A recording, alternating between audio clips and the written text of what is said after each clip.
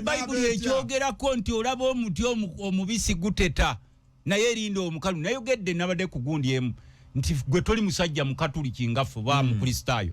Yesu bamutwala n'omusalaba nga agenda agwa nagwo abakazi abaali awo mu Yerusalemu ne baka balaba omwana wa Mariyamu laba mwana wa Katonda Yesu n'abagamba n'asooka ayimiriza omusala n'agamba bannanga abakazi b'omu Yerusalemu nga temunankabira musooke mwekabire n'abaana bamwe kuba ekijja si kya bulijjo ekijja si kya bulijjo ekijja si kya bulijjo yabagamba nga temunankabira kuba abamu ndabye abamu mwefudde nti mukabira lutamaguzi nga tonnakaaba lutamaguzi nakuba excited ekijja si kya bulijjo bwe kiba kimeketa amagumba ne bakuga kimeketa n'amayinja n'osigala ng'oyimiridde awo ekijja si kya bulijjo gw'olaba omusajja nga Kyagulanyi alekawo obugagga bwonna bwe yalina n'aleka olubiri lwe n'aleka ebirungi byonna bye yalina ne famire ye eri settled n'agamba nti kanyimirirewo ku lulwo n'amaka ge ne bagawamba nga kati waliwo amagye ne poliisi nga tebakkiriza na baluganda be kugendayo gwe n'osigala gwasula mu kasiise ne mu kiwuyi kimu gwe bawa 15,000 ne bakutwala mu laale z'ebyobufuzi n'osigala ng'oli excited kubanga balutamaguzi babataddeko babajjeeko obuwanguzi bwabwe babututte na kifuba mba sikutegeera naye nze okwawukanako n'abalala nze seekubagiza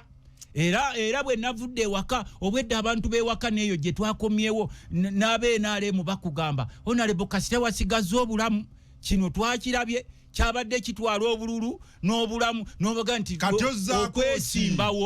okwesimbawo gwafuuka ddi omusango anti kati nze nkugambye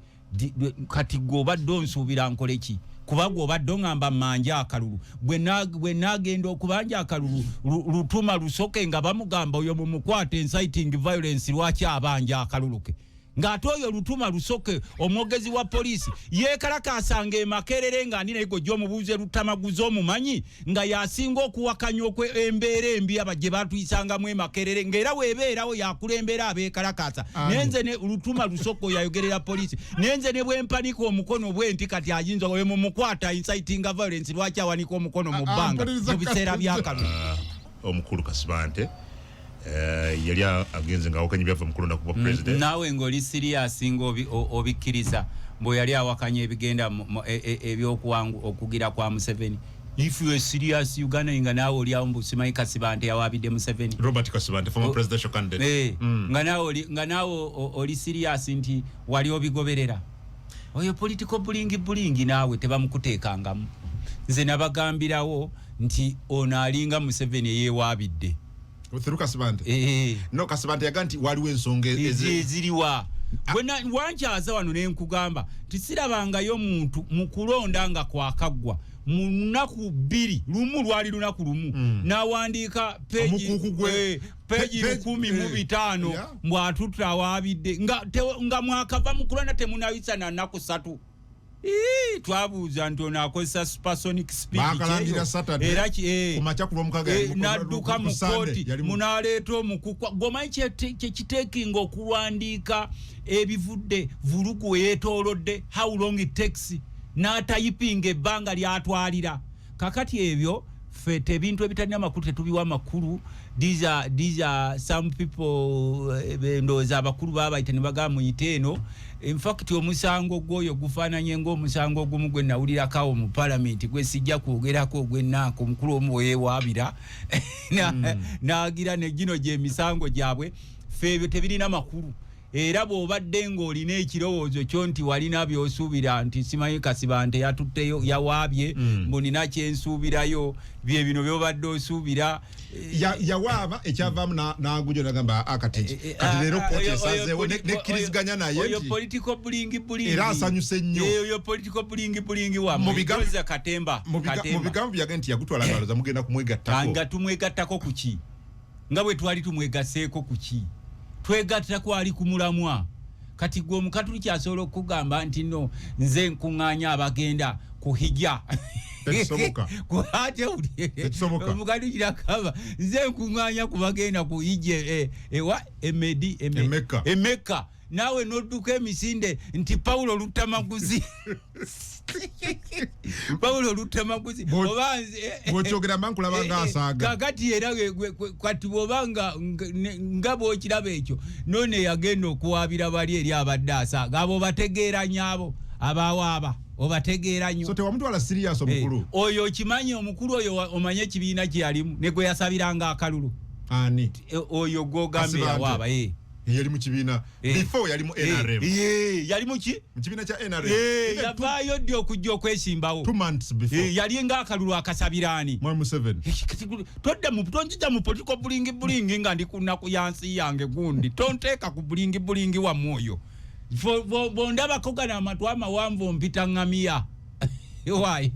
botulaba kama tugana amawambo tuyita ngamia ndite tutegeera bigenda mu maaso kakati nze nkugamba naddala mu abamawulire ebintu ebitalina makulu temubifokasingako tetubyogerako temutawaana kubanga obufaanana nabali abasajja mbu sheya n'ateekayo volongotowe n'ateekawo sheya kubanga ne kati blackmail and propaganda kati ate gufuuse nagwo mulimu bitambulira wamu kati kiri erimu abamawulire okulongoosa institution yammwe y'amawulire tetujja kukkiriza ababulooga bapropagandist bablackmailist okujja okutwekwekamu nga bayita bannamawulire naye nga babawo obukunkumuka ne bagenda ne baspoilinga erinnya ly'abannamawulire kakati nkugambye n'oyo omukulu ffe twamulengera nga bw'obeera mu kyalo ndowooza ali obaddeko mu kyalo enkofu etunuzaako eriiso limu mu biseera byayo ng'erowooza neeka nti nkula kati gwe bw'ova eno ng'opaala ogambe n'enkofu erabika tendaba bulungi bw'owanika omukono mu bbanga n'ebuuka n'egenda ye beekulaba ffe bino byonna tumanyi state arrangements engagements biki ate ebiriwo tebitwewunyisa kubanga olaba mutuuka n'okugjayo kalidinaali ow'emyaka 98 ne mugamba mbu agenze kuteesa ne pulezidenti era mumuleeta mu biseera byakalulu wano wemugira ow'emyaka 9 wemuleeta mbu agenze kuteesa ne pulezidenti kati nze bondaako amatu amawanvu oba ogamba eno ngamiya gyembisaako ng'omukatuliki teraba kigenda mu maaso kalidinaali abaddewo ow'emyaka 98 mu biseera byakalulu nga muluukinga legitimacy lwe musobodde okumukyalirako lwaki temwamukyalirako lulinga akalulu tekanabaawo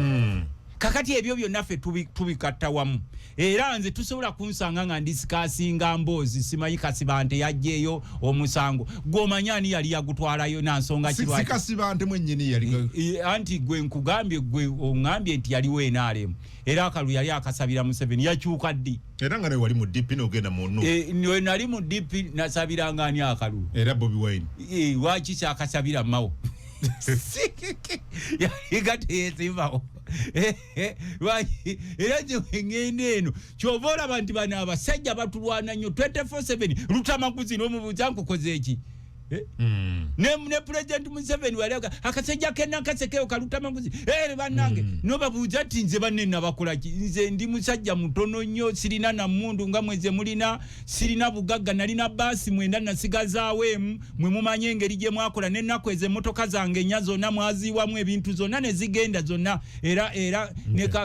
ne kakati ntambulira mu kamotoka bwe katyo kubanga sipeya waazo nina kumujja mu Amerika so singa mbadde nina ekiryawo ekyenjawulo naye gwe olaba amaanyi ge batadde ku Lutamaguzi olumu bakadde bange bambuuza naye bano abasajja nga bakutaddeko amaanyi mangi kiki ne mbaga nti ewange ekyebugagga kyennina ekyenwanyisa nga wiponi kyennina mu nyumba ninamu akajambiya n'effumu naye sirinaawo mundu sirina ki ate seetaaga kunkuuma seetaaga biki ebyo byonna just an ordinary person era ensonga lwaki kituluma nnyo ffe bwe tujja wano mu kifo ky'okuteesa ku bintu ebiruma eggwanga ne babateeka ebyo ku mboozimboozi zino ez'ebintu ebitalina makulu nga tulina abantu baffe abagobwa mu kibuga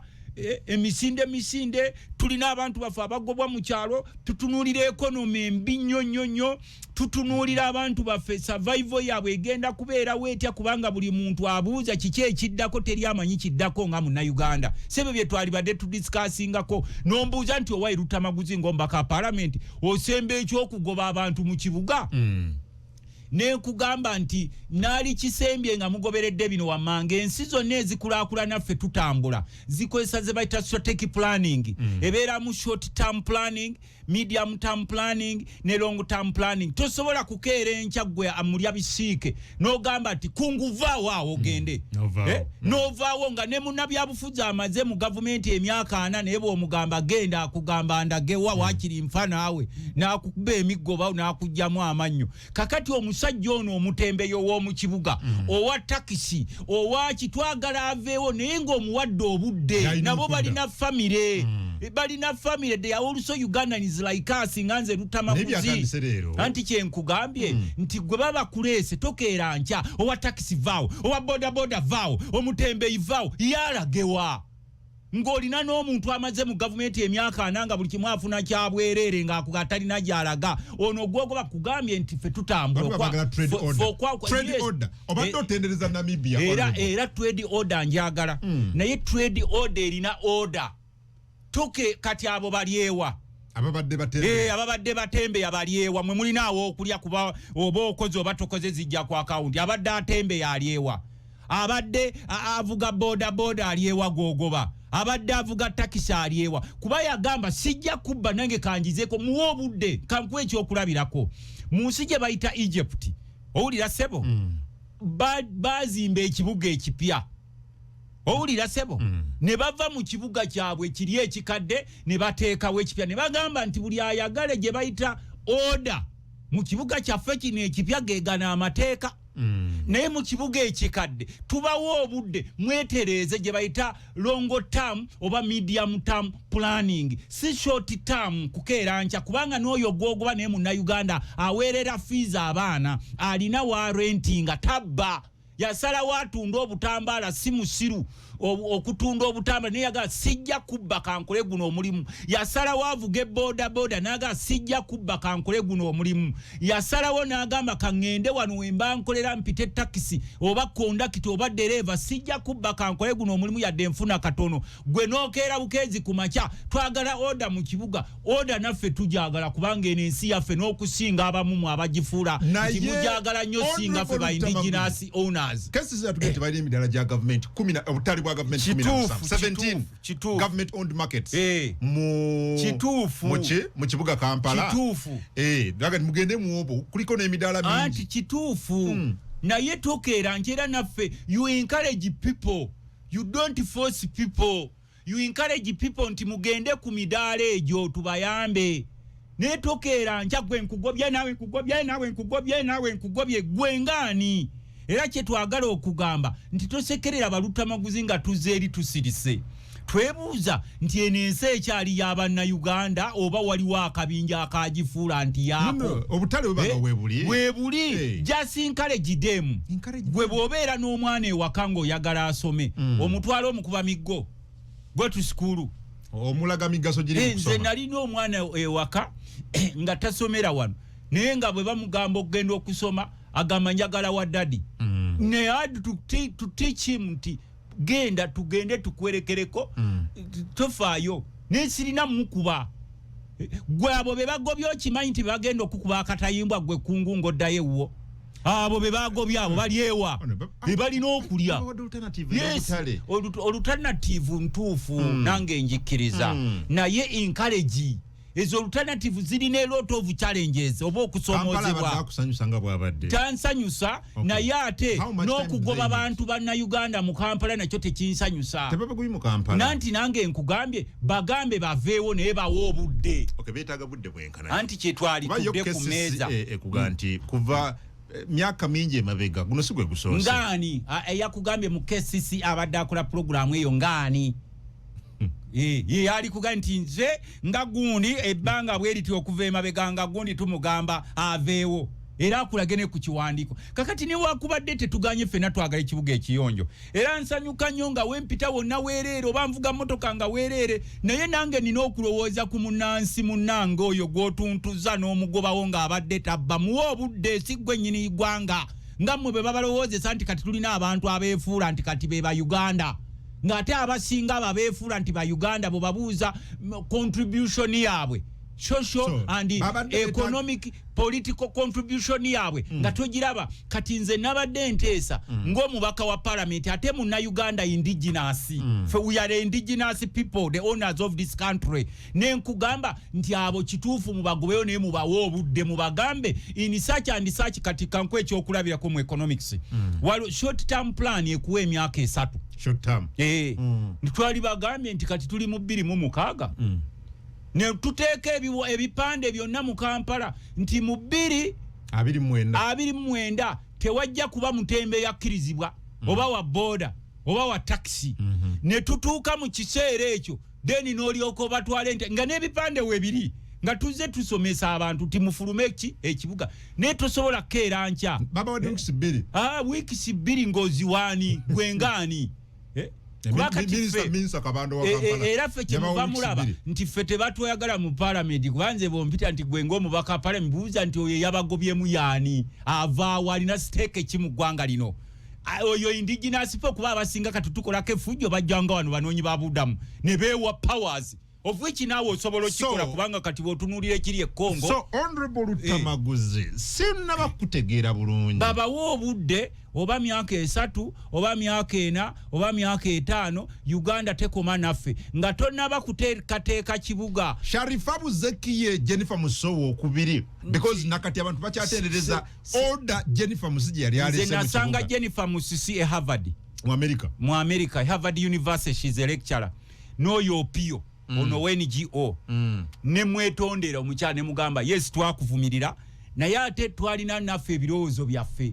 mwenga aba KCCA ne bannammwe abalowooza nti they own Uganda nti era bagenda baziika ku City Square nti oba baddugaliza ku bijja byabwe by'oku City Square ffe nga banna-Uganda especially as the indigenous people kuba ffe ba indigenous people temukyatuwa budde ensi ewambiddwa abantu betututegeera namugamba namwetondera bwetondezi ne mugamba there were some mistakes however waliwuliriza tetugenda kuba na Jennifer Musisi mulala mu kibuga anti wuliriza atandi simunenya naye kubanga atandika butandisi bw'oba otandika owuliriza amaloboozi siga abannabyabufuzi bokka naye n'omusajja oyo abeera ewandege amuyita watya mukatanga mubayita bagundi abo bahawkers n'omusajja abeera eno enaggulu wali eri mu siraamu naye munna-Uganda alina equal share alina stake mu ggwanga lino era naye akuba akalulu afuna nanga muntu kakati gwe bw'oba omugamba enkeera wabadde ajja school fees naddala nga mulabye nga abaana baddayo ku ssomero ne mugamba ntino nti w'obadde otundira obutambaala emisipi vaawo genda gwe omugoba ye si munnansi muwe obudde naffe tukkiriza omugobe naye muwe obudde ojja kumbuuza budde bwenkanawa nkugambye nze ngeyasoma ebyenfuna tulina gye bayita short term planning, medium term planning ne long term planning. Medium term planning yebeera ku wakati w'emyaka 5 n'omusanvu eyo kale tugijjewo tubawe short term planning tubagambe nti mu 2029 tubawadde emyaka 3 tugenda kutimba tuteeke ku mitimbagano tuteekewo ebipande tujja kuba tetwetaaga ba boda tujja kuba tetwetaaga batembe tujja kuba tetwetaaga ne toveeri bira mupango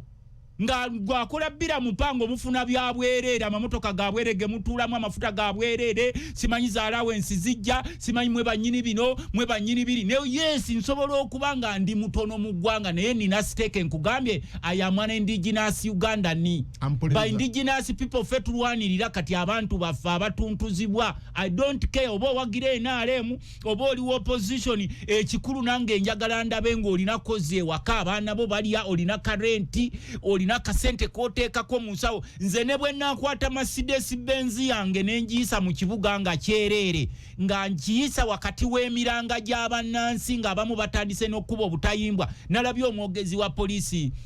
ow'ekitiibwa SP Lusoke ACP Assistant Commissioner of Police ACP ng'agamba nti crime rate yeeyongedde mu kibuga crime rate tevudde ewuvi mu bbanga bano be mugoba ku nguudo bemugoba wa ku boda bemugoba kola mu taxi bemugoba wa mu butale nabo tebaba na alternative kwaffe tutero gamba bwogoba kapa n'ogiteeka ku kisenge naye sobola kwerwanako yerwanako kakati bano berwanako mu ngeri ya kubba nange nina ebirowoozo ebirungi ne mbagamba naye kinuma okulaba nti babba ne bwenzira yeeri oba ndi eno Kampala oba ndi waffe nakagenda mu butale kati government eba encouraging kyekyangu ennyo mu Luganda ebazeemu amaanyi n'okuba kumaakuma kati nalaba luli omuvubuka omu nga ndi ebweru ng'akaaba hamu tuyambe bangobyo oba wamulaba omuvubuka oyo yali mu kisaati kya kyenvu tubadde tunoonya akalulu ka Museveni bagenda tulaba waakiri mpaayo wompa nempulira nti Haji Hamu yamuwadde ki Minisita Balamu yakikulemberamu ekintu mwami Balamu in fact Balamu n'amukulemberamu n'amutwala ewa Haji Hamu ne bamuwaayo ne bamuwa emyezi 6 kati oyo gw'oleesaawo emyezi 6 gy'omuwadde gigenda kugwako nga the difference is the same ng'omutadde waawo kye baali badde basooka okubagamba nti nebwe nga sinnakuwa myezi gino 6 kuba ekyo kyebaza nagwo mutima mulungi abantu bangi abagagga abali mu kibuga nga ne booyimirirako ku dduuka ali akusaba renti akuyimirizaawo awo naye ono bw'akuwa emyezi 6 which is not too bad naye eyo si solution solution oyo mwawaddeko omu what about the hundreds or the tens of thousands abagobeddwa eno bo tutuula ddi kwa wekitibwa Balamu minister bwe muba mutuula mu cabinet mugambe nti mwami Museveni you have rich people but there are also poor people who own this country and they have equal shares just like the rich people. Thank you. Dakika zange njagala kwebaza Dr. Balamu bwe yakwata omwana oli eyali akaaba be bagobye mu kibuga tusobola okubanga tetukkaanya nabo abaana oba beenaalemu babaaki era musaba bwe babagenze mu cabinet meeting boogere bateese nti bannayuganda okubagoba mu kibuga si solution y'okutereeza ekibuga ekibuga tusobola okitereeza nga ne bannansi mwe bali bakola kubanga nabo bano baganda baffe oba oli mutembeyo oba oli wa bodaboda oba oli wa taxi nabo balina abaana ewaka balina families era balina okubaako ne ke bazaayo ewaka mu kifo ky'okubba okukola kuba kusinga nfe abamu kuffe twavudde mu palamenti banyagudde obuwanguzi bwaffe naye tekitegeeza nti tugenda kulera ngalo nkugambye bwenzize wano nvudde ku kampu Lutamaguzi mu nnimiro era nze omu kubasetinga targets tusimbe ku bitooke tusimbe ku mwanyi tukole kino zisijja kwekubagiza kubanze nkimanyi nti abantu b'Nakaseke obaani ayogedde awo bampa obuwanguzi bwabwe nga ndayira ng'omusajja omukatuliki muga Katonda nawangula ebitundu 95 ku 100 kalulu era sisobola kugamba we Nakaseke lwaki tewampadde kalulu kange obuwanguzi bwange bajja ne babunyakula era olwaleero ne bwendeeta n'owakakiiko k'okulonda wano nkulaga tale sheet n'ekulaga n'ediala forms nga kikulaga naye kye twagala okugamba abantu obuteekubagiza kakati ffe tuddayo mu nkola eyaffe ekalakasize mu nnimiro nedda wuliriza tonteeka mu mboozi yako kwekalakasiza mu nnimiro kubeerawo mu biro bya nomo buli omu wekalakasize w'osobola the days are not normal lwaki gwonkaka kwekalakasiza mu nnimiro age ekyo nakimenyeewo ekyo kyokwekalakasiza mu nnimiro ekyo ekyokwekalakasiza mu nnimiro nkugamba wekalakasize w'okola ki w'olaba ati nze mbadde njogera nduwekalakasize woolaba lwaki ng'ongamba mu nnimiro olidde bigambo byo anti nkugambye nanti mbadde nkugamba the days are what normal the days are not what Okay. The days are not normal. Toyagala bekalakasize mu nnimiro. Akikyabawo amagezi buli omu gwomanyi oweekalakasiza. Gwomanyi oweekalakati nkugamba pulezidenti wange Kyagulanyi Ssentamu yaŋŋamba ebintu kuba nkimanyi naawe oli ku bunkenke kuba naamwe regimu yabataddeko ekikono nti bw'omukkiriza okumuyita pulezidenti tukukwata tteeka lya inciting violence. Munyaga is a former presidential candidate. Tonzijako udhu. Untya. Isn't he former presidential candidate? Tonzijako udhu nkugambye bweto omukanchi kugambye kyaffe ekyo tonzijako neema yange mu budde buno ne mu nnaku za kalema nze nabadde Namibia owulidde neegaana kitufu wabaddeyo sakubuulira wampa program nenkugamba enfuluma bweru wa ggwanga kuba gwe nkubuulira oli muganda wange oli muto wange sirina kulimba era kyova olaba tubeera bakambwe nnyo ebitalina mulamwa bwe mubi w'omulamwa kuba kati regimu kyekola mwe bagambe ebitalina mulamwa bwe oba no ayogeddeko ku 1.8 billion nti zeziriwa oyo mu 1.8 billions nga ne musajja wa tulopu omanyi ffe lwaki abamu batuwa ku bugendo gw'omanyi nti bukyalopu ajja ffe nga ba shadow ministers waliwo engendo ze tulina otambulamu n'atugamba we have no money ne budget ye bagisala by half obadde okimanyi nti budget ya Right Honorable Joel Ssenyonyi bwe yafuuka lopu ne bagisala by half kati nze nkikubulidde atali mu parliament bwakuwa parapasi omutwala mangu n'omugamba kyeyalinga naye nze ali mu parliament bwe mukuwa ate otandika okunteekamu essengejjero ng'ogamba nti oba omusajja ono budget ya Joel Ssenyonyi bwe kase yafuuka lopu ne bagisala neka nawe kubanga musama nti tomanyi kiri mu parliament musajja kyakola so ono bwayogera is entitled to his opinion those are opinions they are not facts kankubulire those are opinions not what facts kakati tunuli uliriza facts za lutamaguzi nze kugambe yali e Namibia kubanga nava ku Namibia agenda just wait ani yabasindika bana babaka mukama wa Feropu Ssenyonyi era ne former leader of opposition Betty Awolu yaliyo wanupu nedda Honorable Amere yaliyo wanupu Honorable Santa yaliyo wanupu nkubulire kibali wabegundya era bonna bajja mu capacity ya dokesi zaabwe ze bakola bye bakolanga ne rope yajja luvanyuma nnyo just kuba bamuyitanga special guest era eri ewaabwe bamuwa special consideration ne bamutwala nti bano kye tubaddemu kibadde ABCD so kakati bwe mubeera mu ebyo tubita mutya bwe mubeera mu political bulingi wa moyo nga no, I don't correct president yatugamba Kyagulanyi nti ebintu ebitalina makulu temubiwa makulu n'ebiseera ebisinga bwe tusirika ate nga muteekawo wolokoso wammwe nga olw'okuba nti bulina emitimbagano gyammwe nga musipuredi nga share wolokoso nga wolokoso atuuka ku musajja ng'owe Nakasekeeri nga tamanyi nti no bali mu business because wolokoso is business today. Omusajja atuula wali ku mutimbagano n'afumba ekiboozi kuba bamusasulidde n'atambuza wolokoso n'asharinga olw'okuba nammwe abasinga temusengejja kati we wali mubuuziza osobola okutuwa kumanya g'ababaka ba parliament abe 10 abagenze Namibia abanuupu we bawadde 1.8 billion kuliko omunene omu okuva mu Greater Luwero omunene omu yali wati kazannyawo nkawuli no kwekali leta omunene omuyaliwa yagamba bugambi bwana kimubuuza naga nti kwabu kuliko omunene w'amaanyi ennyo okuva mu Greater Luwero wakite yabakubuulira manya gaabwe kwanze bonjogerako fact si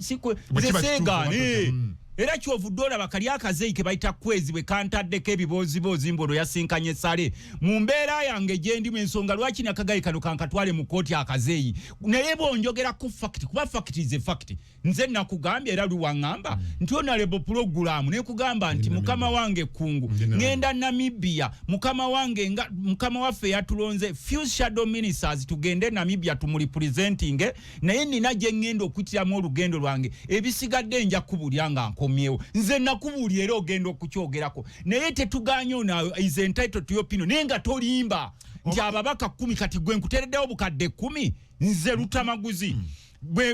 bakuwe lisiti kubanga neno lisi ne government ebegimanyi teri MP afuluma ggwanga nga government tetegedde ministry ya foreign affairs kuberi no okumanya there is no MP kati gwe basabe oba parliament Honorable Anita Amongo mukwano gwa muwaba amawulire era bo mugamba nti twagala ku lukalala lw'abagende Namibia asobola okulukwa bolujeyo wali eri bw'otolabeko ba shadow minister ba UPC shadow minister ba PFF shadow minister ba FDC n'aba NUP naye kati olw'okuba nti NUP yafuuse mboozi ya buli muntu oli asobola n'okeera ku makya mukazi we nga teyamuwadde emmere nagamba eno NUP naye nsobedde mukazi wange teyafumbye emmere abalemeddwa okukolera abantu NUP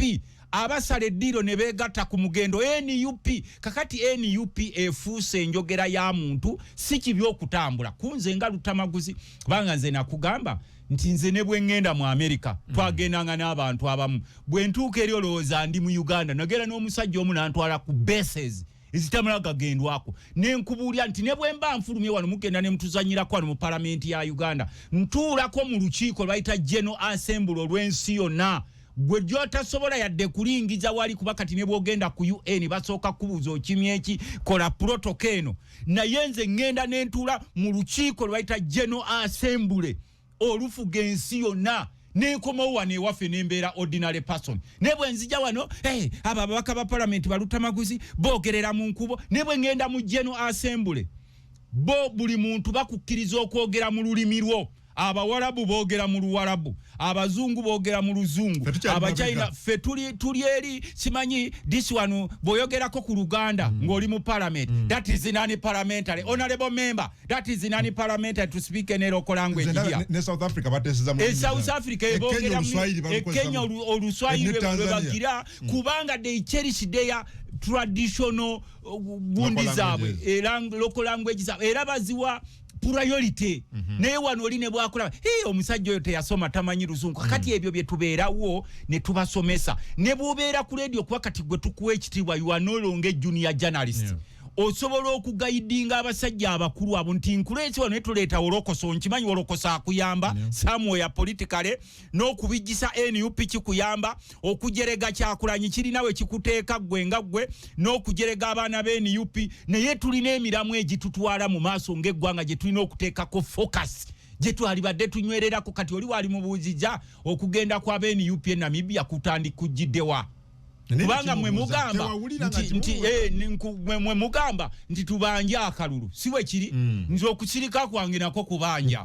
gwo kimanyi ti ewange waliwo abajjayo ne bekebeja abebyo okwerinda gababuja omusajja ono wakyasiritse apulaninga ki ate bwe nzija wano ngabo obusajja busiiba ku radio ne TV kakati nze kugambe even my silence era nze nagamba president Kyagulanyi nti sebo waliwo abantu abamu bogenda okulaba ku bikolwa byabwe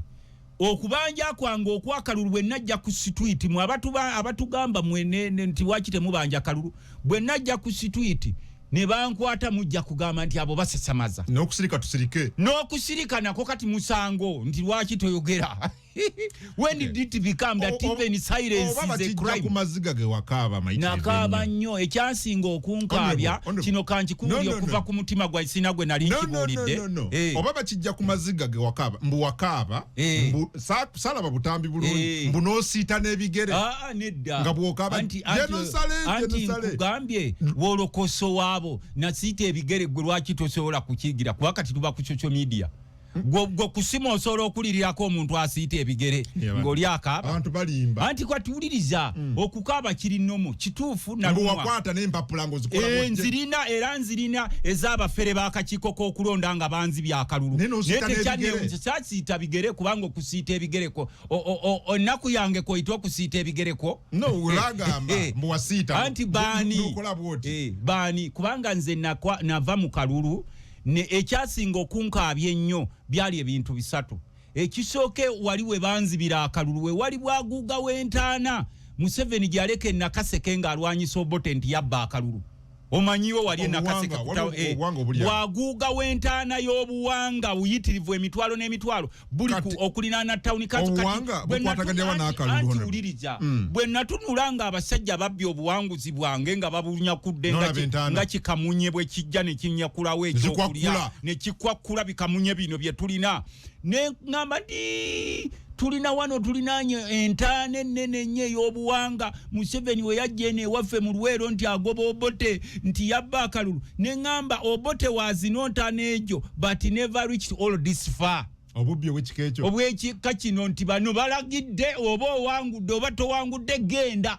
olaba ssebo ewaffe babba n'obululu bw'abakansala b'amago b'emiruka ewaffe waliwo effujjo ng'oli alangira daga genda mu kkooti natunulira omufere w'okulonda akulira Nakaseke kuba yali akulira akakiiko k'ebyokulonda ewaffe mukyala Kunihira bamugjawo a week to elections a week anti nkugambye ono omukyala mwebaza mukyala Kunihira ye yali akulira okulonda ewaffe ne bamugjawo a week to elections n'abagamba nze ndi mulokole by the way kungu waliwo abalokole ddala abatuufu ne bamugamba ogenda kukola ABCD n'agamba nze ndi mulokole ne bamugjawo ne baleeta oyo omulala simayi bamuyita kuba naawe bakutiisatiisa kakati ekyasinga okunnuma nga nnengera bwaguuga w'entaana ez'abantu abaafa okubba obulunga akange bakatutte ekyokubiri jjajja wange ye yali sitoliko namba 3 wa Museveni bw'obadde tomumanyi bamuyitanga Dr. Jack Luyombi aliko minisita we Mengo historical namba 3 ne bwomubuuza Museveni amumanyi bwoya ne bonna ba historical benti Dr. Jack Luyombi omumanyi historical namba mmekereyo omu ku baasinga okuteeka ssente mu lutalo era namugamba nti mwakola ensobi you made many mistakes but this mistake will live forever namwe abasinga nga mufudde tujja kubogeranga ekyokusatu ekyankabya amaziga ku mutima gwange saakaabagana amaziga agakulukuta kubanga even I can survive outside politics nze okimanyi bulungi ndi mulimi